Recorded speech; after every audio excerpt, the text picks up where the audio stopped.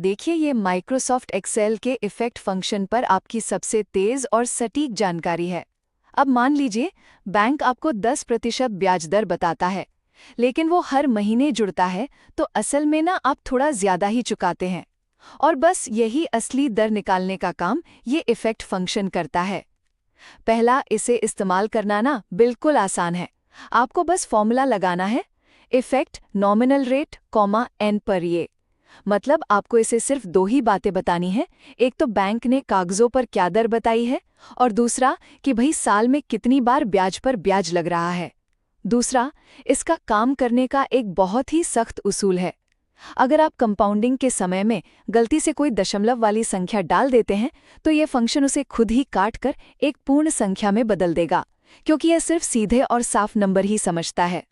अंत में आपको इसमें आने वाले एरर से भी थोड़ा सावधान रहना होगा।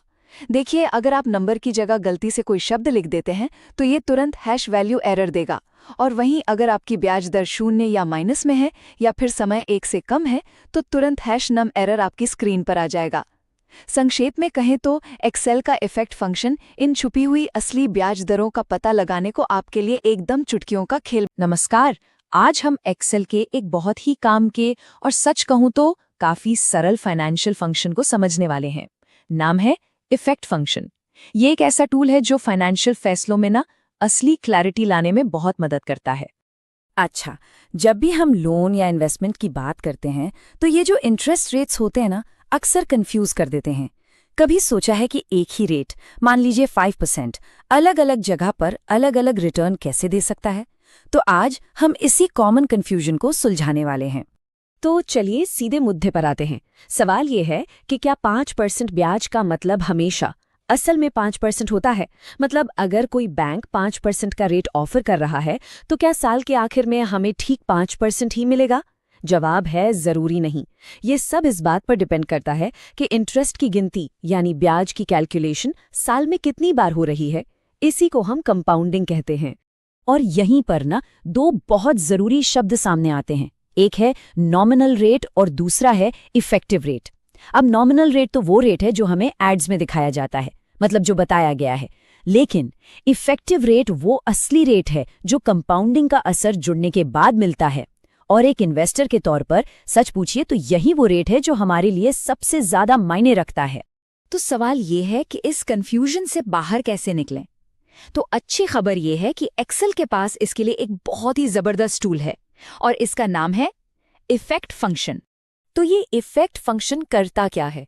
इसका सीधा सा काम है इफेक्टिव एनुअल इंटरेस्ट रेट को कैलकुलेट करना। मतलब ये बताई गई नॉमिनल रेट और साल में कितनी बार कंपाउंडिंग हो रही है, इन दोनों चीजों को लेकर ये बता देता है कि साल के आखिर में असल में कितना रिटर्न हाथ में आएगा। ठीक है, तो अब जरा गहराई में चलते हैं और देखते हैं कि ये फंक्शन बनता कैसे है।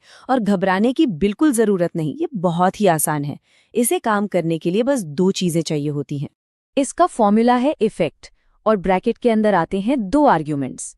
पहला है नॉमिनल रेट, मतलब जो भी बताया गया रेट है, और दूसरा है एनपेरिया। इसका फुल फॉर्म है number of periods per year, मतलब एक साल में ब्याज कितनी बार जुड़ रहा है। जैसे अगर साल में एक बार है तो 1, हर 6 महीने में है तो 2, या हर 3 महीने यानी क्वार्टरली है तो 4। चलो थ्योरी तो बहुत हो गई, अब इसे काम करते हुए देखते हैं। एक प्रैक्टिकल एग्जाम्पल से समझते हैं कि ये फंक्शन असल में काम कैसे करता है। तो मान लीजिए कि हमारे पास 5.25% का नॉमिनल इंटरेस्ट रेट है, और ये जो इंटरेस्ट है ये क्वार्टरली यानी हर 3 महीने में कंपाउंड होता है, मतलब साल में 4 बार। अब देखते हैं कि इसका असली यानी इफेक्टिव रेट क्या निकलता है। तो एक्सेल में हम क्या करेंगे? बस सिंपल सा फॉर्मूला टाइप करेंगे, इक्वल टू इफेक्ट, फिर ब्रैकेट में A2, A3। यहाँ सेल A2 में हमारा नॉमिनल रेट है और सेल A3 में कंपाउंडिंग पीरियड यानी 4। और ये रहा रिजल्ट, 5.35%। देखा, 5.25% का नॉमिनल रेट जब क्वार्टरली कंपाउंड होता है तो असल में 5.35% का इफेक्टिव रेट बन जाता है। ये थोड़ा सा ज्यादा है, पर यही छोटा सा फर्क लंबे समय में बहुत बड़ा बन सकता है। चलिए अब आगे बढ़ते हैं और ये देखते हैं कि इस फंक्शन को सही से इस्तेमाल कैसे करें। कुछ कॉमन गलतियों से बचने के लिए बस कुछ छोटी छोटी बातों का ध्यान रखना है। इसमें ना दो मेन एरर्स आ सकते हैं जिनसे हमें बचना है। पहला, अगर किसी भी आर्ग्यूमेंट में नंबर की जगह कोई टेक्स्ट डाल दिया तो एक्सेल दिखाएगा हैश वैल्यू एरर। और दूसरा, अगर नॉमिनल रेट 0 या उससे कम है या फिर कंपाउंडिंग पीरियड 1 से कम है तो आएगा हैश नम एरर। तो बस ये दो बहुत ही सीधे साधे नियम हैं। तो अब तक हमने जो भी सीखा है उसका निचोड़ क्या है? देखिए, ये सिर्फ एक एक्सेल फॉर्मूला नहीं है। ये असल में फाइनेंशियल डिसीजन लेने के लिए एक स्मार्ट कट है, एक स्मार्ट टूल है। सोचिए, इस इफेक्ट फंक्शन से कितनी आसानी से अलग अलग लोन या इन्वेस्टमेंट ऑफर्स को कंपेयर किया जा सकता है। अपनी सेविंग्स पर असली रिटर्न कितना मिलेगा ये देखा जा सकता है। और सबसे बड़ी बात, मुश्किल मैनुअल कैलकुलेशन में टाइम खराब किए बिना असली डेटा के साथ बेहतर फैसले लिए जा सकते हैं। मतलब ये समय भी बचाता है और पैसा भी। तो अब जब असली इंटरेस्ट रेट निकालना आ गया है तो जरा सोचिए, एक्सेल में और कौन-कौन से ऐसे फाइनेंशियल कैलकुलेशंस हो सकते हैं जिन्हें हम इसी तरह आसान बना सकते हैं।